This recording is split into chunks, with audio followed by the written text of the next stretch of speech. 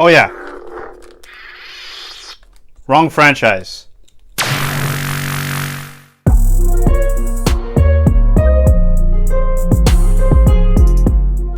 What up, everybody? Sorry I haven't been posting like I said I was going to post. Mainly because I thought I'd be done with the podcast episode that I'm working on. And yes, I do have a podcast. You can check it down below in the description.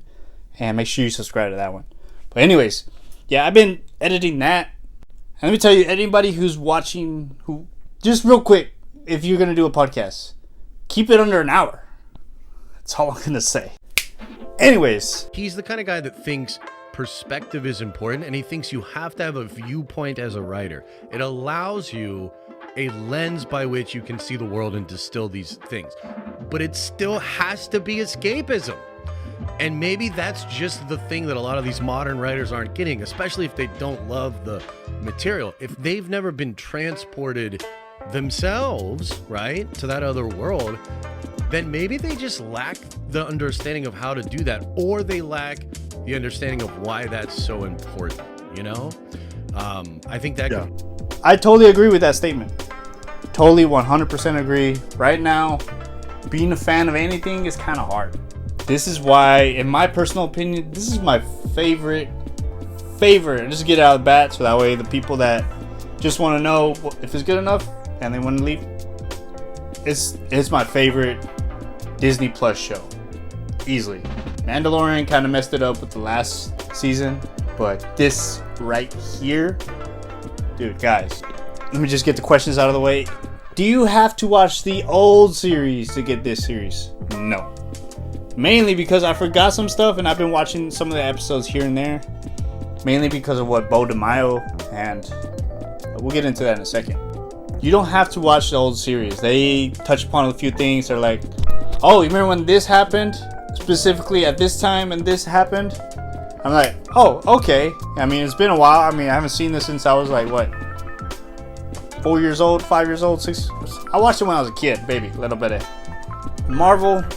This is like the peak of what Marvel used to be, but only in animation, of all things.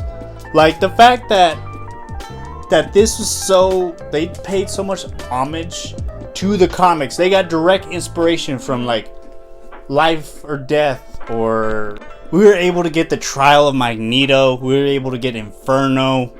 We were able to get Fatal Attractions, Zero Tolerance, Executioner song, all wrapped up in a one season, which is pretty insane, which they kind of like blasted straight through like the later 80s and Claremont time. Because now, I guess since then, we've had more than just Claremont. We've had like so many other writers. Grant Morrison, one of his runs. I still haven't read it. I have it back here in my Ondos pile if you want to see it. There's been so many great writers grabbing on to X-Men afterwards. Krakoa era is just ending, and it's about to start again, which I'm mildly excited. Keeping my expectations at an average level. I don't want to hype myself up. But anyways, going back to this show, the mad fact is that this feels like the original way I felt with the Marvel MCU. Well, people like to defend. I'm going to be one of those people. If you don't like it, click off. I don't care. This is my channel. This is how I feel. I'm so tired of people trying to defend the new writers. Oh, well, just give them a chance. They didn't give the people who created and started these franchises from the comics a chance. Why should I give them a chance? You know what I mean? There's a reason why we like, and there's a reason why these characters are a specific way and why you don't change them. This right here just breaks all of that away. You can tell the showrunner, Bo DeMaio, had a lot of love for this comic. Yeah, I heard about the controversy. I'll put it right here. I don't know what to say for that, but the fact that he used the comics for direct inspiration to this story, like giving us character development on top of it, really just reminds me of classic MCU, which is a shame to say that this might be the last good season of X-Men, because the next season he's gone. Pretty sure they're gonna get somebody else. I think they already have. I don't care. Probably just gonna get some soldier boy guy, just do the job, and then he's out. And it sucks to say, but that's how usually the business works. Just my opinion. If you disagree with me, you can always say bad things about me, about my opinion, down below. But yeah, dude, like, this show does so many good things, and probably things way better than the old show, because I have watched some of the other the older episodes. The first 3 episodes are kind of rough, and then it gets good, but it's not like this good. Okay, so the next topic is character development. The character development, oh my goodness gracious, this is this right here. They had a filler episode for an homage of the old X-Men Children of the Atom arcade. And yeah, I'm sounding like older, but I grew up in Mexico during the summers, and there was an arcade. Arcades were still a thing back then, and Children of the Atom I played that one so much. I loved that game. I never get past it until I figured out later when I was a little older, you gotta use Nightcrawler if you want to beat the level.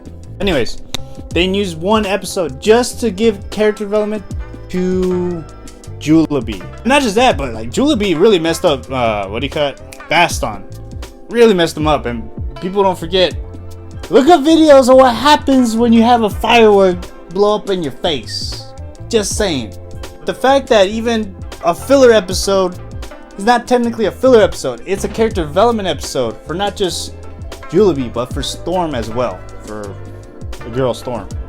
I feel I got better writing and dramatization in this animated show than I did in any Disney Plus series that's been out, other than maybe Andor. So honestly, guys, I don't know why I have a Disney Plus subscription sometimes. I really don't understand. Yeah, the character development, giving Magneto in charge of the X-Men. I know it happens in the comics. They're wearing the exact same suit with his trial of Magneto, and the writing, guys. The writing. Magneto delivers some of the best lines in the whole series, bro. Like, I could see why everybody was like getting all rizzed up for this guy. Like, dude had like the most best speeches, like quotes like this. And don't even get me started with that one line, "Don't let me let you down." Ooh, chills, bro.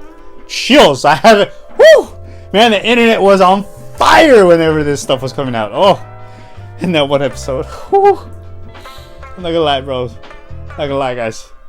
I got very emotional for that one scene, and I'm not gonna talk spoilers for that one scene, but you know what scene it is when you get to it, because I know some of my viewers haven't seen it yet, and this show is so good. But even Storm gets some character development, and guess what, guys? Not every single episode has action heavy stuff. Like, some of it is just straight up like character development, 2 characters having a discussion, like life and death episode. And then we see Cyclops. Cyclops ended up being finally redeemed after so many years. I saw so many new Cyclops fans. It's insane. I mean, I still rock with Wolverine, but with where they're headed to at the end of this episode, where it seems like Cyclops is not Charles Xavier's echo chamber, it's really making me think what's going to happen, what they did with the 2010s Cyclops. And if you know, I will put it up right here. Yeah, he went a little, I wouldn't say he was bad. He seemed more like a Magneto of this generation, of his generation. That whole thing is a lot of controversial. That whole, like, Brian Michael Bendis era is very controversial. And I don't blame him. But it was the most interesting Cyclops has been in the comics in a long time. Here's a little spoiler. Did anybody catch that Emma Frost was spying on Madeline, Cyclops, and Jean Grey at the same time? Because she kind of, you know, that look she gave. You know where it's gonna go, you know? But the fact that, like, Magneto tried. He tried. And he was right. Although, he is the villain because he doesn't do it in the right way, which kind of reminds me of Killmonger. But that's what a great villain is for, you know what I mean? But anyways, let's lead into what really makes this a little deeper and a little bit more better is the animation. Some of this, the action in this show is just elevated. And I saw like how they made the show, how like they added like a black filter to make the colors pop and kind of give it like a cinematic feel, which a lot of it, man, that Cyclops landing, bro. Top 5, bro. That, whoo! Like, oh man, I'm gushing too hard about this show. But even like little subtleties too, like, I don't know if you guys notice, every time Rogue hurts Gambit holds the Queen of Hearts. And I've been catching that on the second watch time. I might watch that again the third time. The animation makes... Amazon has way more money than Disney.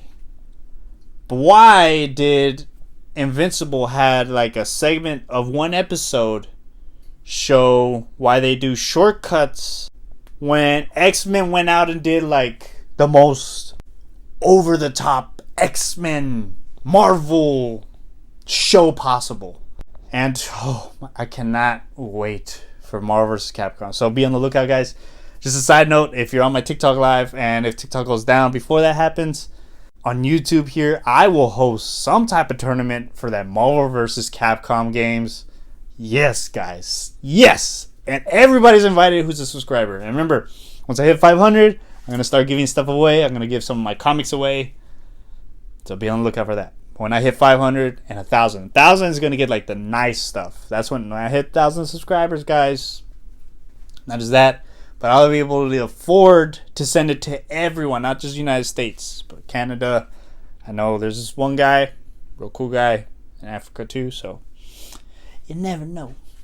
But anyways, before I get off topic again, the animation, just like the action, was so well choreographed. I don't know how they did it, man, but it was just like so frenetic, so kinetic. It keeps your attention, even with the characters like tearing up and holding emotions back. Like the acting itself in the animation was so superb. I'm just very... He said he had a 5-season plan and we're only getting 2 because the third one he barely started on it or something. And you know how Disney Plus is, or Disney is. They're gonna throw away, scrap whatever he had, and they're gonna do whatever they want to do. And I'm scared after second season, because usually most shows for me personally are not good after second season. This was such a breath of fresh air from Marvel, because to be honest, guys, yeah, don't get me wrong, I did love Guardians of the Galaxy. I'm not gonna lie, Guardians of the Galaxy 3 was amazing.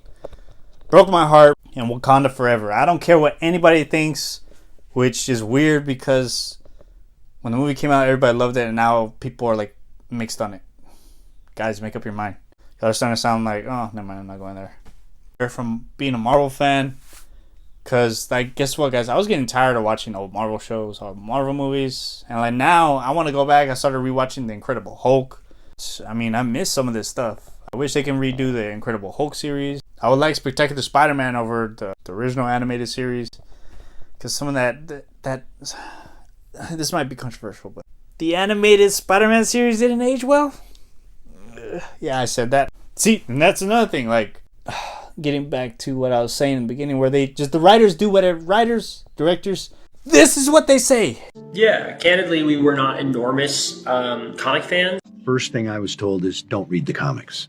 Did you ever read you've never read the comic? When the DVD comes out, I'm going to read a Thor comic book and just see where we went wrong. And you wonder why I don't get frustrated. I don't want to comment. I don't want to review this stuff anymore. That's why I focus more on the comic book panel stuff, because I have way more fun talking and showing why the comic was so much superior than the movie we get, where they change the character. Gore the God Butcher. Don't even get me started. Oh! Sorry, guys. Dramatic effect is gone. The filter is off. But anyways, yes, like, it was nice that they didn't change the characters just to fit into a box, because it seems like every writer is writing the same thing. This character, I never read this character. I didn't watch the movies. I'm going to just do what I want to do with this character. Then write your own story. Write your own franchise. Because last time I checked, every time there's original French, and that's because the thing is right now, there's original movies, nobody watches them. Furiosa, nobody watched it. The Creator, nobody watched it. Like, we have good, creative, new ideas. Marvel, stop hiring directors who do not care. You know what? No, this goes to the executives too. I've seen them. They said they don't want people who read the comics or are a fan of the comics. The people who write, the fans of the comics, know what they're talking about. Give them a chance. You want to make money? Get a fan.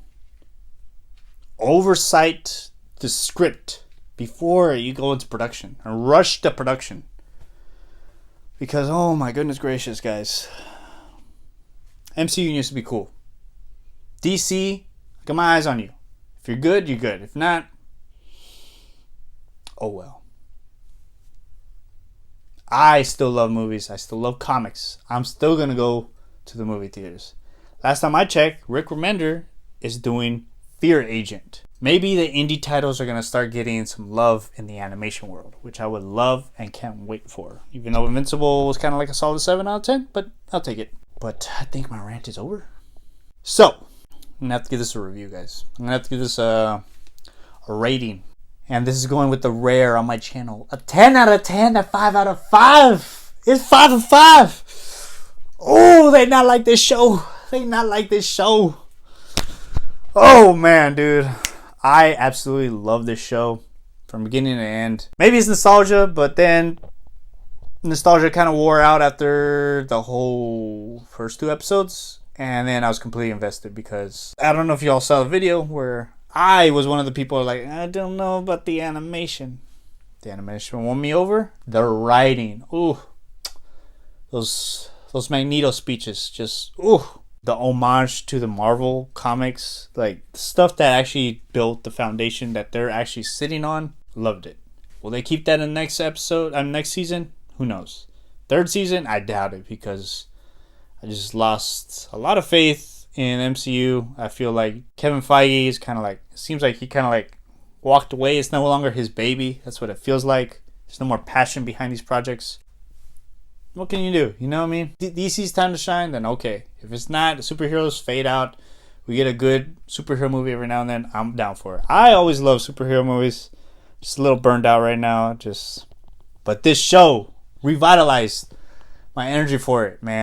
They really messed up in letting that guy go. They should hire him immediately to do the movies because did y'all see who they have as who they're writing the movie? Just sad to say this stuff, man. Like this, they don't have a good writer. Let's just say that. Give us a good story, man. Like, give us a good movie. It's XMEN, bro. But if this is Marvel's last hurrah, this and Deadpool, then okay, cool. Guess what? I'm still gonna be making content about comics, making them as cinematic as possible, bringing them to life. And if you're new to this channel, like, subscribe. If you like this review, like and subscribe. Sorry I don't do more reviews because the shorter videos take me a lot of time, and right now I have Magneto, Old Testament, Apocalypse Origin, Akuma Origin, which are multiple videos, and then I've been reading Deadpool and Cable.